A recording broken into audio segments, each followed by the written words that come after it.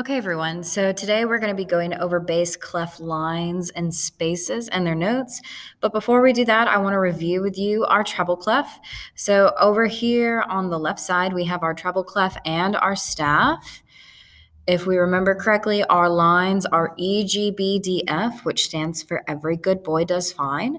And then our spaces spell out bass. We also have to remember that our notes move from line to space to line to space in alphabetical order. And then whenever we're moving up on the staff, we're moving in alphabetical order, but whenever we're going down the staff, we're going backwards.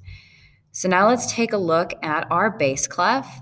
So our bass clef is also on the staff with 5 lines and 4 spaces, but the symbol for the bass clef looks a little different. The first thing we have is this little dot that's on this line right here, and that's going to be really important in just a minute. So once we have that line, we draw like a half heart shape, and then we have to include 2 other dots right around this line. So what we need to remember is that it kind of focuses around this line up here, kind of like how over here our treble clef focused on this G line. And in bass clef, this line is actually the note F, which means that the other name for the bass clef is F clef. Moving forward, we're going to take a look at what the line notes are.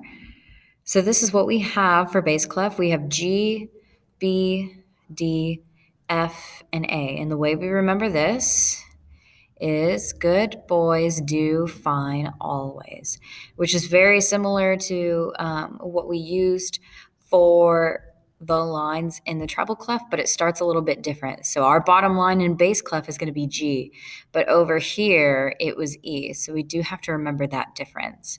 And because our lines are different, our spaces are also going to be a little bit different.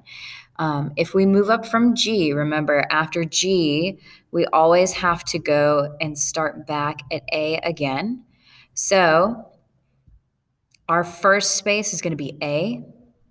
If we move up in the alphabet to the next line, there's B. And then if we keep going up, we're going to have C because that's next in the alphabet. If we keep going up, that's where we get D on that line. And then if we go up to the space, that's going to be E. After E, if we move up to the line, it's going to be F. Moving up from there, it's going to be G. So these are our 4 space notes for the bass clef.